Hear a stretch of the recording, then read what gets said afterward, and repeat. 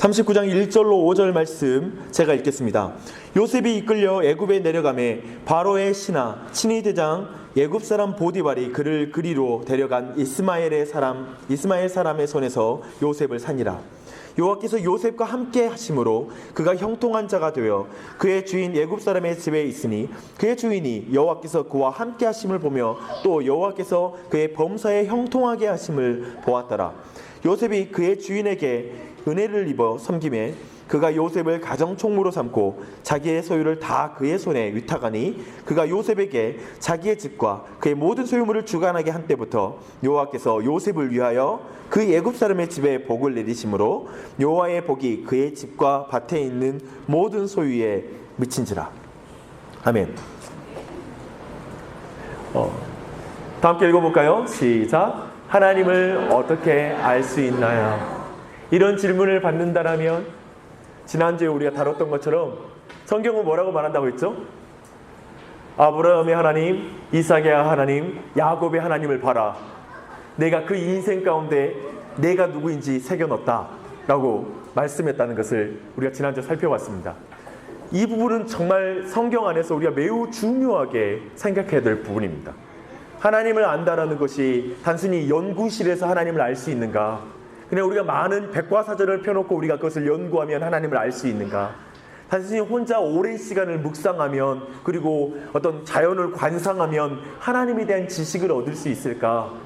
그런 측면이 아니라 하나님께서 아브라함과 이삭과 야곱에게 그분을 새겨놓으셨다는 사실을 우리가 깊이 생각할 때 참으로 많은 의미를 우리가 깨달을 수가 있습니다. 단순히 우리가 하나님을 아브라함, 이삭, 야곱에게 새겨넣었다는 의미는 단순히 그들을 통해서만 하나님을 알 수 있다는 의미가 아니라 우리 모두에게도 동일하게 하나님께서 우리 자신의 인생과 그 시간과 공간, 우리의 모든 삶의 사건 속에 오셔서 우리와 교제를 나누시고 우리 삶에 간섭하시고 우리와 함께 하심으로 하나님께서 하나님이 누구신지를 우리 삶에 나타내신다는 것이죠.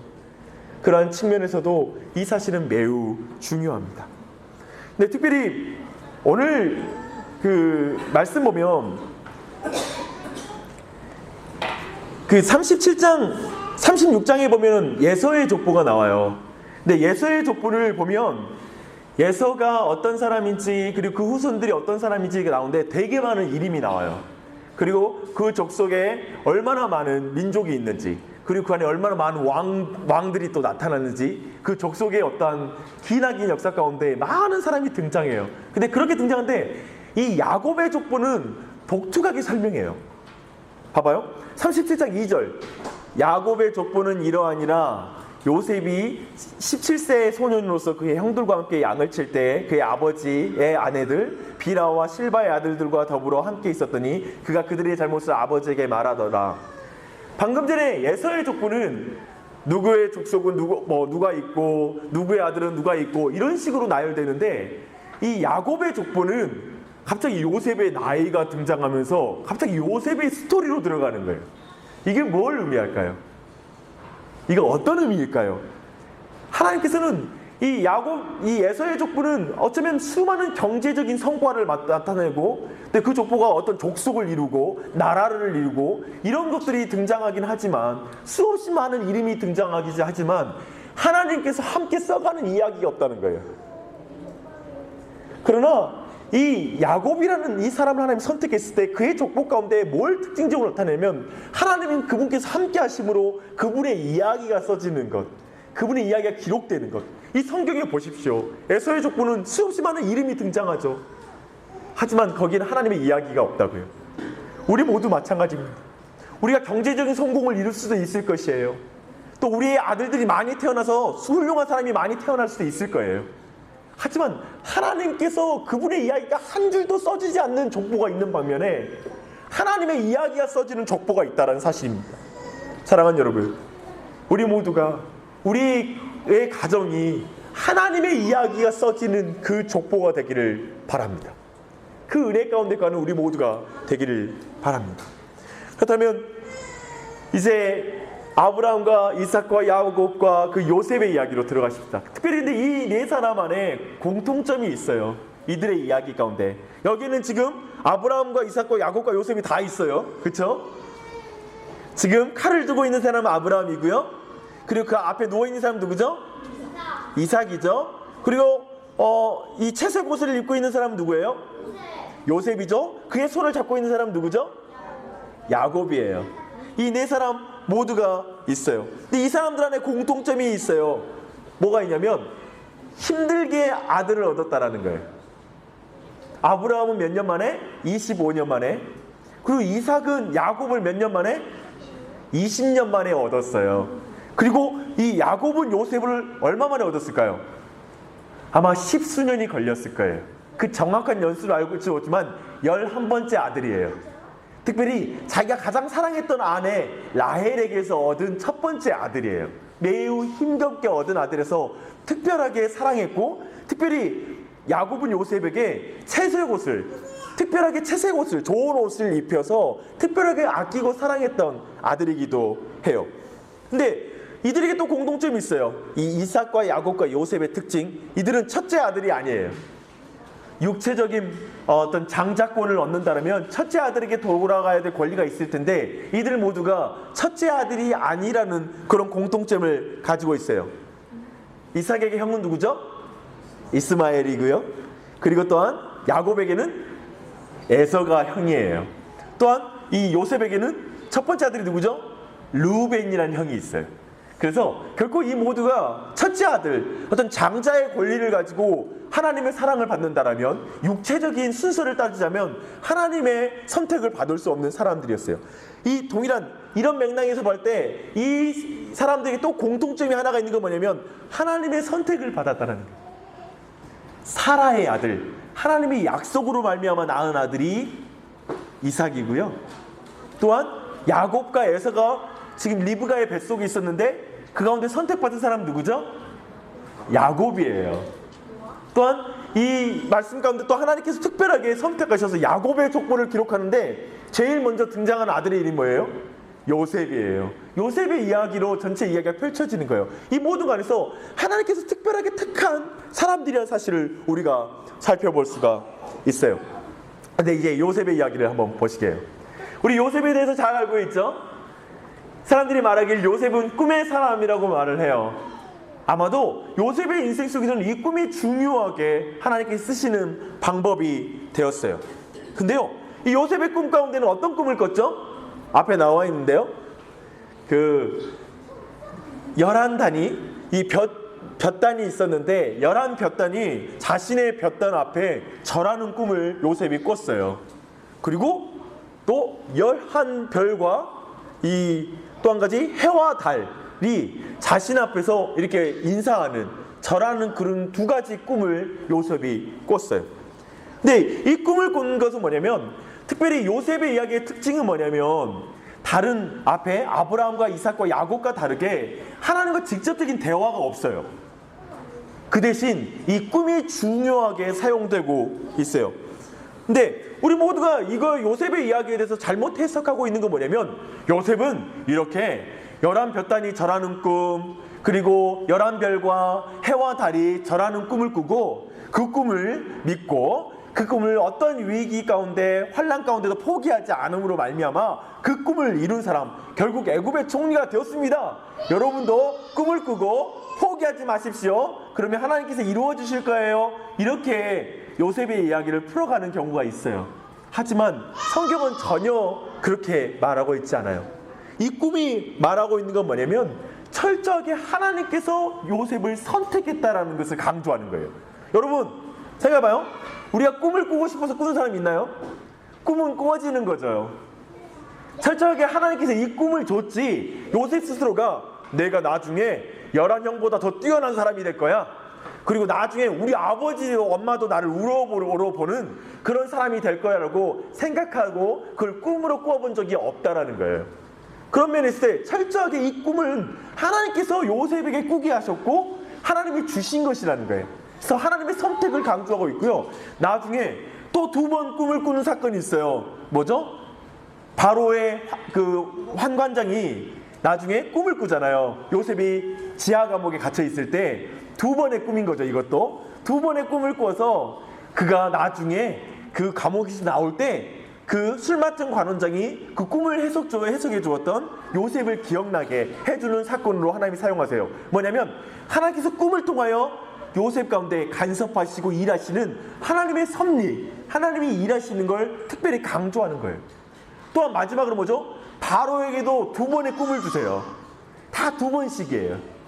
바로에게도 2번의 꿈을 꾸게 하셔서 그가 나중에 그 바로의 꿈을 해석함으로 말미암아 요셉이 뭐가 되죠? 총리가 되는 일에 하나님께서 간섭하시는 거예요. 그래서 꿈이라는 것은 철저하게 요셉이 꿈을 꾸고 요셉이 아주 적극적인 인생을 살아서 요셉이 총리에 이르는데 그 꿈이 되었다, 이런 해석은 설 수가 없고, 철저하게 하나님이 주셨고 하나님이 지키시고 하나님께서 이루어 주시는 그런 꿈으로 사용되고 있다는 걸 강조하는, 하나님의 주권을 강조하고 있는 것으로 꿈이 사용되고 있어요. 동일하게 꿈이 2번씩 꿨다라는 의미도 철저하게 반복해서 하나님께서 행하고 계신다, 하나님이 선택했다, 하나님이 섭리한다, 하나님이 이룬다 라는 걸 철저하게 이 성경에서 강조하고 있는 거예요. 요셉은 이 꿈을 붙잡은 적이 없어요. 그는 꿈을 꾸고 나서 사실은 자기가 무슨 뜻인지 모르고 형들 앞에 가서 말을 해요. 형들, 요람 볕다니 나한테 전하던데? 그래서 미움당해요. 그 요셉이 참 순결한 사람인데 특별한 잘못이 안 보이는데 이 꿈 꿨을 때 형들에게 말하는 이 장면들, 그리고 형들한테 고자질하는 모습 볼 때 느끼는 거 뭐냐면 요셉이 참 속아지가 없어요. 참 속이 없어요. 그러니까 자기 행동이 어떤 결과를 부를지 잘 모르는 사람이고, 나중에 그리고 또 한 가지 봐봐요. 또 아버지 앞에서도 이제 해와 달까지 나에게 절했어요 라는 말하는 장면에서 아버지도 책망하잖아요. 책망하는 장면 가운데 또 나중에, 근데 이 나중에 결정적으로 요셉이 꿈을 해석한다고요. 그 꿈을 해석하는 장면과 대조를 이루어요. 근데 그 대조를 이룰 때도 요셉이 뭐라 그러냐면 꿈을 해석하는 건 하나님께만 있습니다 라는 말을 해요. 그 말이 무슨 말을 의미할까요? 요셉은 자신이 이 꿈을 꾸고 나서 자신이 도저히 그 꿈과는 비교할 수 없는 인생 가운데 들어가잖아요. 나중에 그 인생 가운데 꿈을 해석하는 것이 철저히 하나님께만 속한다는 사실을 아는 거예요. 자신이 그 꿈대로라면 형들이 절하는 인생 살아야죠. 아무런 문제없는 인생을 살아야 되는데 그렇게 자신이 팔리고 온갖 모진 자신이 상상할 수 없는 인생의 역경을 거치면서 꿈의 해석의 권리가 하나님께만 있다는 사실을 깨달으면서 나아가는 거예요. 그런 의미에서 볼 때도 요셉은 자신의 꿈을 알고 내가 이 꿈을 이룰 거야 라면서 그걸 붙잡지 않았다는 게 잘 드러나는 거예요. 그런 면들을 볼 수가 있어요. 그런데 이제 이 요셉, 하나님께 꿈을 꾼 사람이 이제 팔리는 요셉이 돼요. 37장 18절로 28절 기록되어 있어요. 근데 여기에 기록을 보면 이제 요셉이 아버지의 심부름을 받아서 형들이 이제 양을 치고 있는 곳에 보냄을 받아요. 근데 요셉이 저만치 오는데 형들이 그를 죽이기로 결정해요. 근데 성경의 기록 보면 참 재미있어요. 형들이 요셉이 저만치 오는 걸 보자 서로 저놈 죽이자, 어디 한번 우리가 죽여가지고 그 꿈이 어떻게 되나 보자라고 말을 해요. 그 말은 뭐냐면 하나님이 꿈을 꾸게 한 꿈인데 어디 우리가 죽이면 그 꿈이 이루어지나 안 이루어지나 보자라는 어떤 하나님의 꿈에 대한 도전이기도 해요. 하나님의 뜻을 한번 바꿔보자라는 그 도전이기도 해요. 그런데 그 가운데 나아가는데 놀랍게도 누구도 반대하지 않아요. 동생을 죽이자고 지금 말하는데 그 10명의 형들 안에 어떠한 중간에 아니 뭐 어떻게 동생을 죽여, 이런 어떤 적극적인 그런 생각도 하지 마라는 그런 도전이 있는 게 아니라 딱 한 명 루벤만 어떻게 우리가 동생에게 피를 볼 수 있냐라는 말을 하는데, 이 말도 적극적인 의미에서 말도 안 되는 소리 하지 말아라 라고 장자로서 이렇게 지도력을 발휘하는 그런 장면이 아니라 그냥 죽이고 싶은데 야 어떻게 그냥 그러냐, 아버지가 슬퍼할 텐데 어떤 그런 마음 가운데 그냥 얼버무리면서 그것을 지켜나가는 장면도 그려지고 있어요. 그리고 나서 이제 구덩이에다가 동생을 넣어버리잖아요. 이제 죽이지 않고. 근데 또 너음 장사에서 25절 말씀 보면 그들이 음식을 먹다가 어떻게 동생을 구덩이에다 넣어놓고 음식이 입에 들어가나 봐요. 아무튼 음식 좋아해요. 아무튼 먹는 거 겁나 좋아하는 가문이에요. 이삭부터 해가지고 다 먹는 거 좋아해요. 근데 아무튼 음식 먹다가 저만치 이제 애굽으로 내려가는 이스마엘 자손 그 상인을 봐요. 그리고 나서 유다가 등장해요. 야, 우리 죽이지 말고 팔아버리자. 어떻게 우리 형제인데 우리가 죽여. 형제면 팔지 말든지. 형제인데 팔아버려. 은돈을 받고. 그 장면, 어쩌면 정말 그 물질을 밝히고, 어쩌면 형제들 안에 말도 안 돼. 우리가 생각할 때는 상상할 수 없는 가정의 파괴된 모습, 파괴된 가정의 모습, 형제의 관계의 모습을 보여주고 있어요. 근데 그 요셉, 이제 애굽 사람의 손에 봐봐요. 요셉이 어땠을까요? 형들은 돈 받고 있어요. 그쵸? 팔리는 요셉, 채색옷이 벗겨졌어요. 진짜 이 그림이 맞아요. 요셉은 이렇게 발가 벗겨져가지고 팔리는 거예요. 이 아이의 마음은 어땠을까요? 이 마음은 첫 번째로 얼마나 비참했을까요?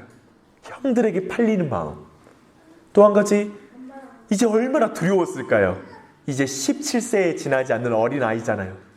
그 아이의 마음은 얼마나 두려웠을까요? 그리고 이제 얼마나 그 아버지가 막 보고 싶었을까요? 아버지가 계셨더라면 이러지 않았을 텐데라는 마음 가운데 지금 팔리는 장면이에요. 그에게 꿈은 어떤 의미였을까요? 내가 그 꿈을 형들에게 말하지 않았으면 이렇게 미움당하지 않을 텐데라고 생각했을 거예요. 근데 근본적으로 이런 마음도 들었을 거예요. 내가 그 꿈을 꾸고 싶지 않았는데 그 꿈을 누가 줬지? 왜 내가 그 꿈을 꿔가지고 내 인생이 이렇게 되는 거지? 어쩌면 그는 꿈을 기억하고 그 꿈을 붙잡기는커녕 그 꿈이 싫었을 거예요.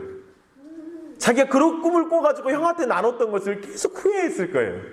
그 평생 동안 계속 그런 과정들을 볼 수가 있어요.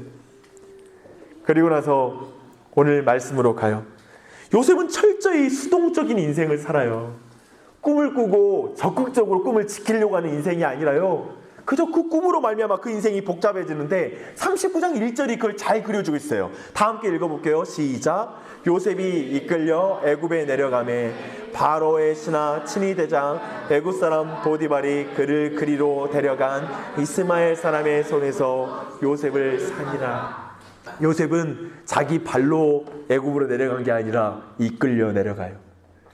또한 친위 대장 보디발이라는 사람이 그 사람이 주어예요. 그 사람이 이스마엘 사람의 손에서 요셉을 사요. 그 인생이 물건처럼 사고 팔리는 그런 인생이 되어버린 거예요. 요셉의 인생, 하나님의 꿈을 꾼 사람, 하나님의 꿈을 받은 사람, 하나님의 선택을 받은 사람이 지금 흘러 밀려 끌려 이끌려 다른 사람의 손과 손에서 거래되는 물건 취급을 받고 있다고요. 지금 이 맥락을 이해하십니까? 이 상황을 여러분 이해하세요? 한번 그 안에서 여러분 보십시오. 요새는 철저하게 수동적인 인생을 살았다라는 사실이에요. 우리 모두에게 한번 인생을 돌아보시게요. 우리 모두 인생을 자신이 결정해서 움직인다고 생각하십니까? 내 결정에 의해서. 근데 우리 대부분이 인생 가운데 경험하는 것은 이 부모님께 태어난 것은 누군가의 결정이 내 결정이 아니라 정말 거기서 태어난 거죠. 그렇다면 여러분들이 이 자리에 온 것은요, 형제들을 결정했나요? 지난번에 그 수련회를 갔잖아요. 제가 청년부. 근데 따로 상담 시간을 가졌는데 한 자매가 그걸 나누는 거예요. 자기는 하나님께서 자기가 태어난 이 가정과 그 환경에서 태어난 게 하나님께서 그렇게 인도하셨다는 게 너무 싫대요. 그런 환경에서 태어난 게 자기의 인생이 너무나 고통스럽고 그걸 생각하면 하나님에 대해서 제가 만나고 싶지가 않다고, 하나님께 내 인생을 맡겨드리고 싶지가 않다고. 왜냐하면 그런 상황에 집어넣을까봐, 더 집어넣을까봐 그런 말을 들었어요. 어떡하냐고요. 우리에게 주어졌던 환경, 그것을 우리가 결정했나요? 어쩌면 우리가 자발적으로 결정하면 마치 거기에 우리가 놓인 듯한 그런 기분, 그런 가운데 우리 인생이 끌려다닐 때, 상사에 의해서 결정된 삶의 패턴을 경험할 때, 그냥 생계에 의해서 내 삶이 결정되어서 그 패턴 안에서 내가 살아갈 때, 그냥 어쩌면 내가 뜻하지 않게, 내가 원하지 않게 악한 어떤 건강의 질병을 얻어서 거기 안에서 내 삶이 결정될 때, 많은 시간들이 그 질병으로 인하여서 고통받을 때, 그때 우리는 어떻게 하나요? 누군가의 잘못된 결정과 욕심에 의해서 내 인생의 궤도가 수정될 때, 그런 상황에 놓일 때, 우리 모두는 하나님이 함께 하시는 걸 의심해요. 우리 모두는 하나님과 상관없이 그 일이 벌어졌다고 생각해요. 그곳에는 하나님이 계시지 않다고 생각해요. 그냥 어쩌면 내 실수 때문에 거기에 있다고 생각하고, 어쩌면 누군가의 잘못된 결정으로 내가 거기에 있다고 생각해요. 하나님이 거기에 계시지 않다고 생각해요. 우리 대부분은 내가 믿음으로 결정한 게 아니니까, 내가 손을 놨으면 하나님도 손을 놨다고 생각해요. 내 계획대로 어떤 하나님의 응답을 듣고 움직이지 않으면 거기에는 하나님이 계시지 않다고 생각하는 거예요. 이런 동일한 상황이 지금 요셉의 인생 가운데 있었다는 거예요. 근데 이 요셉에게 하나님이 어떻게 일하시는지 한번 보십시다. 형통한 요셉, 39장 오늘 본 말씀이에요. 형통케 하시는 하나님, 그 하나님이 요셉과 함께 하셨죠. 오늘 본문 말씀 보면 39장 오늘 1절로 5절 말씀 보면 여호와라는 그 이름이 5번 사용돼요. 지금 뭐냐면 철저하게 지금 이 요셉 팔려서 방금 말했던 대로 자신이 결정한 적극적인 삶이 아니라 철저히 수동적으로 이끌려서 처하게 된 상황 속에 여호와가 5번이나 사용되면서 이 일 가운데 여호와가 함께 계신다는 걸 2번이나 강조해요. 여호와가 함께 계셔서라는 걸 2번이나 강조하면서 계속해서 여호와께서 그 자리 가운데 함께 하신다는 걸 강조하고 있어요. 그리고 형통케 하셨다라는 단어를 계속 사용하세요. 그 형통케 하시되 범사에 형통케 하셨다라는 그 단어를 사용하고 계세요. 그 형통케 하셨다라는 그 사건이 어떻게 구체적으로 나타나냐면 애굽 사람 보디발의 그 어떤 물질적인 형통과 축복이 임하였다라는 것을 통하여서 그가 형통케 되었다는 것이 표현되고 있어요. 요셉이 형통해서, 근데 복음 보디발이 받아요. 요셉이 형통하면 요셉이 노예에서 해방돼야 되잖아요. 그 심판에서 해방돼야 되는데 복음 보디발이 다 받아. 그리고 요셉은 계속 거기에서 종으로 있어요. 그는 여전히 노예로 살고 있다는 거예요. 여기에서 근본적으로 우리 모두에게 질문이 있어요. 도대체 성경적인 형통의 의미는 뭔가요? 형통이라는 의미는 무엇인가? 하나님이 함께 하신다라는 건 뭔가에 대해서 우리 안에 질문이 생기는 거예요. 신분이 바뀌고 환경이 바뀌는 것이 형통함 아닙니까? 많은 사람들이 그렇게 말하잖아요. 예수 믿으셔서 여러분 형통할 줄 믿습니다. 올 한 해 동안 여러분의 모든 하는 일 가운데 하나님의 형통함이 임하길 바랍니다. 그러면 아멘 하죠. 요셉과 같은 형통함이 있길 바랍니다. 그러면 심각하게 생각해야 돼. 그건 아닌 것 같은데. 우리 집이 물질적으로 복을 받아야지 우리 회사만 복 받으면 안 되는데, 내 환경이 바뀌고 내 신분이 바뀌어서 승진하고 이런 형통함을 상상하는데, 지금 요셉에서 나타나는 건 그게 아니라 요셉에서 지금 말하고 있는 형통은 뭐냐면 다른 사람이 나에게서 하나님을 보는 것이 형통이라는 거예요. 요셉에게서 보디발이 하나님이 함께 하시는 걸 보는 거예요. 그게 성경적인 형통함이라는 거예요. 또 한 가지, 다른 사람이 나를 통해서 복을 받는 게 형통함이라는 거예요. 저 보디발인 이 요셉을 통하여 형통해지는 것, 복을 받는 게 그게 성경적인 복이다. 이게 지금 아브라함의 언약이 이루어지는 거잖아요. 아브라함의 언약 뭐냐면 너에게서 하나님을 본 자는 복을 받을 것이요 너에게 하나님을 보지 못한 자는 저주를 받겠다. 이게 우리가 계속해서 아브라함 언약 가운데 봤던 그 복의 의미잖아요.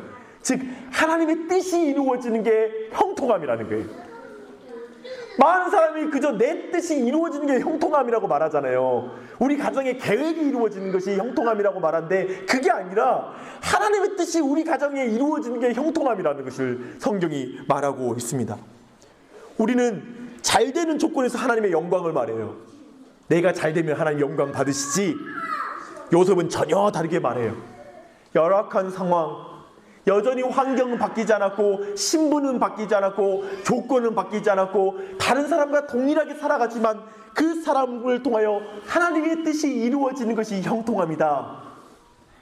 너가 사장이 되지 않아도 너 안에 하나님의 형통함이 있다. 너가 승진하지 않아도 그 안에 너의 형통함이 있다. 그러한 자로 서야 된다.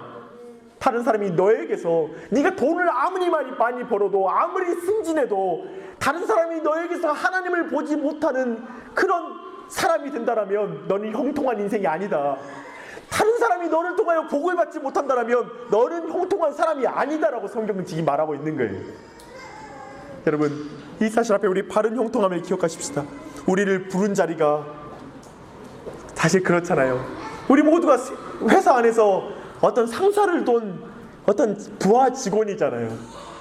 그 위치에 서 있잖아요. 가정 안에서도 마찬가지이고, 누군가의 아들이죠, 누군가의 동생이기도 하죠. 그 자리에서 하나님은 형통함을 드러내라고 말씀하시는 거예요. 동일한 조건 속에서, 동일한 상황 속에서 한 눈은 내 눈물을 훔치면서 다른 한 손은 다른 사람의 눈물을 훔쳐주는 사람이 되라는 거예요. 그게 우리 신자의 자리라고 말하고 있습니다. 여러분, 이게 뭐죠? 바다 위에 한 병이 떠 있네요. 근데 그 병 안에는 어떤 메시지가 들어있는 것 같아요. 우리의 인생이 마치 이 병과 같은 인생인 것 같아요. 물에 밀려 내가 가진 메시지가 내 안에만 머문 듯하고, 내가 가진 약속이 나에게만 머문 듯하고, 그냥 밀려 누군가에게 도착할지 모르는 인생.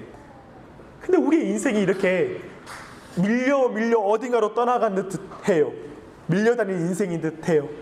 그저 내 인생을 나만 보고 있는 듯해서, 나라도 내 인생 움켜잡지 않으면, 우리 가족 나라도 관심 갖지 않으면 하나님도 관심 갖지 않는 것 같고, 그 누구도 내 인생에 대해서 관심 갖지 않는 것 같은 인생 말이에요. 어쩌면 하나님의 꿈이 클수록, 하나님의 약속이 내 안에 크다라고 말을 들으면 들을수록 우리의 삶에 더 큰 불평이 나올지 몰라요. 하나님이 나를 왕같은 제사장이라고 부른다고요? 됐다고요. 내가 무슨 왕같은 제사장이에요. 이렇게 떠밀려 다니는 인생. 내가 무슨 하나님의 자녀예요. 됐어요. 나를 통해 하나님의 꿈이 이루어진다고요? 아유, 됐어요. 나를 통해? 이렇게 말해요. 꿈이나 꾸지 말걸. 하나님의 자녀라고 부르지나 마시지. 나를 그리스도인이라고 부르지 마시지. 이 작은 인생을. 제 인생을 돌아보면 그런 시간이었던 것 같아요. 저는 하나님 아버지의 마음이라는 그걸 썼잖아요, 가사를. 근데 사람들이 다들 어떻게 그거 썼냐고 물어봐요. 대단하다고들 말해요. 나는 그걸 쓰고 나서 더 부끄러워서 수치스럽게 살았어요. 왜냐하면 그 뒤로 참 긴 영적인 침체를 경험했거든요. 한 10년이 넘도록. 근데 그 가사를 썼다는 게 어디 가도 부끄럽더라고요. 누가 그 말을 하면 내가 부끄러워서 숨고 싶더라고요. 도대체 내가 그런 고백을 했어?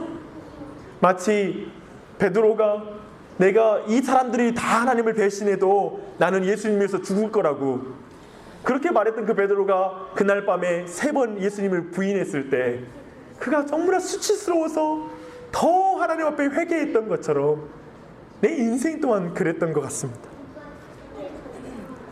우리 모두 그러지 않나요? 그러나 기억하십시오. 우리가 심겨진 그곳, 밀려 들어간 그곳에 하나님이 함께 계세요. 지금 여기에 하나님이 함께 계십니다. 이 자리에서 하나님은 당신에게서 하나님을 드러내기를 원하세요. 여러분을 통해 지금 이 자리에서 하나님께서, 다른 사람이 여러분에게 하나님을 보여주기를 원하세요. 열악하니 죄를 짓지 말자고요. 이렇게 밀려왔으니 마음대로 살지 마시고요. 이렇게 밀려왔으니 요셉처럼 하나님의 그 언약을 믿고 그 자리에 서시라고요. 그 자리에서 더욱 자신은 코람되어 하나님 앞에서의 신앙을 가지고 그 자리에 서십시오. 거기 하나님 계시니까요. 크신 하나님 거기에 계신다니까요. 상사에게, 동료에게, 후배에게, 남편에게, 자녀에게, 친구에게, 아내에게 하나님의 사람으로 서십시오. 버티십시오.